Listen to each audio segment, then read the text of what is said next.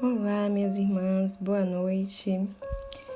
Hoje eu queria fazer um pouquinho diferente. Eu vou responder algumas perguntas que recebo com muita frequência e quem sabe, as irmãs possam agora, não só com base na palavra, mas também até na dúvida de outras pessoas que perguntaram e você não teve coragem de perguntar, se tua vida pode ser edificada, que o Senhor venha a trazer clareza. A primeira pergunta que todas as irmãs fazem, que é, na verdade, um sofisma, é uma mentira, que de ser dito tantas vezes, hoje para algumas pessoas tem aparência de verdade, que quem foi traída pode casar de novo porque foi ele que quebrou a aliança. Na verdade, minha irmã, quem foi traída pode perdoar, Pode buscar em Deus essa resposta de e agora, Senhor, é um marido que vem me traindo com frequência e dessa última vez foi uma coisa muito aberta, muito dolorosa, muito difícil para a família, para os filhos. E tem um versículo que fala sobre isso, é um versículo que Paulo fala sobre isso, que diz assim, lá em 1 Coríntios 7, a partir do versículo 10, que diz assim: aos casados ordeno, não eu, mas o Senhor, que a mulher não se separe do marido, mas, se ela se separar, que não se case de novo ou que se reconcilie com seu marido, e que o marido não se divorcie da sua esposa. Aqui deixa bem claro que a mulher, para se divorciar do seu marido, ela não estava passando por uma boa situação, seja de questões de saúde, de perigo, de quem sabe até estar sofrendo maus tratos, ou até mesmo um marido violento no sentido de agressão verbal, ou até mesmo traições, e ela não quis mais continuar naquele relacionamento vivendo juntos. Mas Paulo diz assim, que ele, ele que diz não. Ele fala assim, digo não eu, ordeno na verdade, ordeno não eu, mas o Senhor, que a mulher não se separe do marido. Mas se ela se separar, que não se case de novo ou que se reconcilie com o marido. Então aqui está bem claro que ela pode até divorciar, mas casar de novo de jeito nenhum. Se ela quiser voltar, que volte com o marido.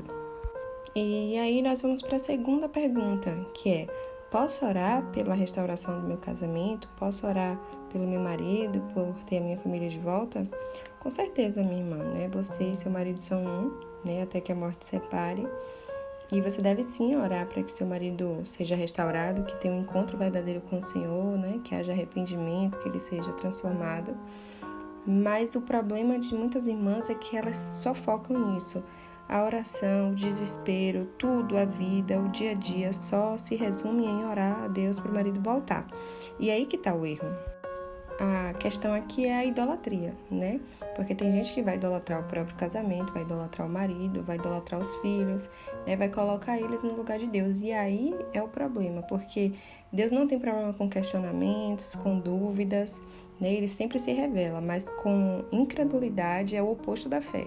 Então, você precisa ter fé para que o Senhor possa achar em você espaço para trabalhar em você. Então, se tua vida se resume em orar para que teu marido volte para casa e unicamente isso, e isso virou teu motivo de respirar, virou a razão da tua vida, felicidade só existe se ele voltar. Então, se é desse jeito, como costuma ser na fase 1, aí eu recomendo que você comece a orar por você e dizer assim, Senhor, faz a tua vontade. Senhor, faz a tua vontade, o meu desejo aqui é só ficar pedindo para ele voltar, porque o meu desejo é que ele esteja aqui, mas se não é assim, me ajuda e faz a tua vontade. Então, é como Jesus, Jesus no Getsemane. Ele expôs para Deus assim, Pai, eu não quero, afasta de mim esse cálice de sofrimento, mas, contudo, seja feita a tua vontade, não a minha. Então, expõe para Deus o teu desejo, a tua vontade, e no final sempre diz isso, Senhor, mas isso é o que eu quero, mas faz a tua vontade, não a minha. E a terceira pergunta é: Deus quer restaurar mesmo o meu casamento? Então, se é realmente um casamento, ou seja, se foi a primeira vez que esse homem foi casado e é com você, e se você também nunca foi casada antes, se é casado com ele, então isso é para Deus um casamento, vocês assumiram um compromisso diante de Deus, e aí sim, Deus quer restaurar. Mas Deus vai restaurar? Depende, Eu conheço algumas irmãs que já estão há alguns anos, mesmo mais de 10 anos, e o marido nunca voltou, nunca houve uma restauração do casamento. Houve a restauração pessoal dela, graças a Deus, estão libertas, né, daquela situação de dependência emocional e tudo mais. Mas não houve a restauração do casamento. Mas porque Deus não quis? Não, pelo contrário, por causa da dureza do coração do marido. Então como é que eu sei que Deus quer restaurar? E essas irmãs que já estão há tantos anos, né, mais de 10, 15 anos separadas, como é que Deus quer restaurar esse casamento? Aí a gente vai lá em Malaquias, né? Ele fala sobre isso, através do profeta Malaquias, que diz assim, Malaquias 2, capítulo 2, a partir do versículo 3. A outra coisa que vocês fazem, cobrem de lágrimas o altar do Senhor, com choro e gemidos, porque ele não olha para a oferta, nem aceita com prazer. E vocês perguntam, por quê? Aí ele responde, né? Porque o Senhor foi testemunha da aliança entre você e a mulher da sua mocidade, a quem você foi infiel, sendo ela sua companheira e mulher da sua aliança. Não fez o Senhor somente um, mesmo que ele sobrasse o espírito? E por que somente um? Porque buscava uma descendência piedosa. Portanto, tenham cuidado para que ninguém seja infiel para com a mulher da sua mocidade, porque o Senhor, o Deus de Israel, diz que odeia o divórcio e também aquele que cobre de violência as suas roupas, diz o Senhor dos Exércitos. Portanto, tenham cuidado e não sejam infiéis. Aqui, esse livro de Malaquias, do profeta Malaquias, é uma exortação muito direta ao povo de Israel. E você vê que é como se estivesse mesmo num tribunal, né?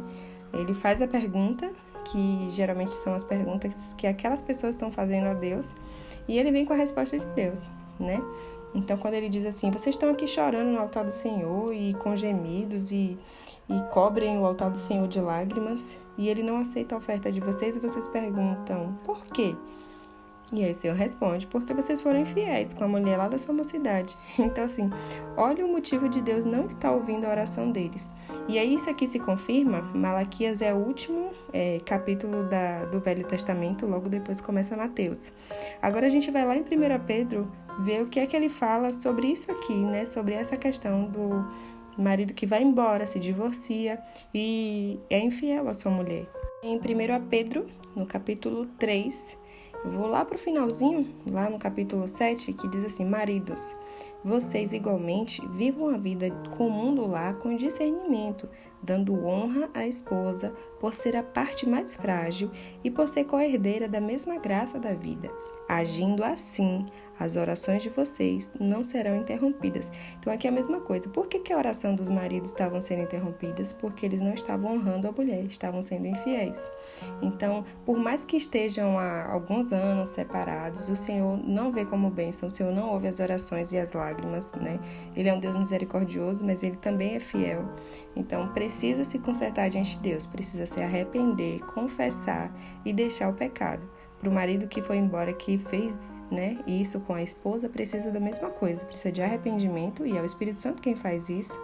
Arrependimento, precisa confessar e precisa deixar o pecado, né? Por isso que algumas irmãs falam assim, mas e agora? Meu marido já foi casado, mas assim, nem foi por causa de mim que ele foi embora de casa, não. Quando eu conheci ele, já tinha algum tempo que ele era separado. E agora nós já casamos há, 10 anos e temos 3 filhos. Aí eu falo, minha irmã, filhos vêm por conta da relação. É natural, é assim que realmente se engravida, que concebe filhos. Isso não quer dizer que vocês são casados, mesmo que seja no papel, mesmo que vocês tenham filhos juntos. Isso não quer dizer que vocês são casados. O Senhor fala a mesma coisa para esse marido. Você está sendo infiel com a mulher da tua mocidade, então você tem que se consertar. Então quer dizer que se eu casei com um homem que já foi casado, mesmo que eu não tenha sido o pivô da separação e tive filhos, eu tenho que largar esse homem porque ele não é meu marido, mesmo a gente sendo casado e tendo filhos? Exatamente. É exatamente isso. Esse homem tem sido infiel, o Senhor não está ouvindo as orações dele, né? E aqui, como a gente viu em Malaquias, em 1 Pedro, o Senhor cobra dele honra a mulher da mocidade, ou seja, a mulher da aliança. Ele fala assim em Malaquias, no finalzinho do 14, ele diz, porque o Senhor foi testemunha da aliança entre você e a mulher de sua mocidade, a quem você foi infiel, sendo ela a sua companheira e a mulher da sua aliança. É ela que é a mulher da aliança, né? Independente da situação hoje de filhos ou de um casamento, né? Um recasamento, se é que podemos dizer assim, o Senhor continua sendo fiel aos princípios dele. O princípio dele é: casou é um, e só se pode separar dois que são um com a morte. Só quem é viúvo pode casar novamente. E aqui vai um alerta, né? Se você é viúvo, se você é viúva, pelo amor de Deus, não se case com um homem ou com uma mulher que já foi casado. Outro dia entrou um senhor, né, numa das minhas redes sociais e perguntou assim: e quem é viúvo pode casar de novo? Eu falei: pode, mas tenha muito cuidado para não casar com uma mulher que já foi casada, porque aí você vai ser adúltero do mesmo jeito. Você tem essa liberdade no Senhor de querer casar ou não, porque você está viúvo, mas, pelo amor de Deus, não casa com a mulher que já foi casada. Uma mulher que está divorciada, né, que não está mais morando com seu marido por algum motivo e que não tem ainda esse entendimento, essa revelação do Senhor, não lê a Bíblia ou vai pela opinião de outras pessoas e acaba achando que porque o marido traiu e ela está separada, ela pode casar novamente. Então tem que tomar muito cuidado com isso também. Então, minhas irmãs, que o Senhor tenha misericórdia de nós, que possamos estar buscando na palavra, sempre na palavra do Senhor, resposta para os nossos questionamentos. O Senhor não tem problema com questionamentos. Se você tem dúvida, vai diante de Deus, coloca a sua dúvida, né? Coloca o seu questionamento, pede para Ele te ajudar, para dar clareza e segue a palavra do Senhor. O que não pode é você ir pela opinião de pessoas, né, que até se dizem religiosas muitas vezes, mas que não é a vontade de Deus. E aí aquele versículo que a gente sempre vai ter que ter em mente, catequizar mesmo. Quando Jesus diz: por que vocês me chamam Senhor, Senhor, mas vocês não fazem o que eu mando? Então você é semelhante a uma casa construída sobre areia. No primeiro problema ela vai desabar e vai ser grande sua ruína. Então chame ele de Senhor, Senhor, mas faz o que ele manda. Pai, muito obrigada, Pai, por mais uma noite, por mais um momento juntos, Senhor. Juntas para orar, Senhor. Abençoa as minhas irmãs. Continua dando discernimento, Senhor. Se revelando cada dia mais, Senhor, a Tua vontade, a Tua palavra.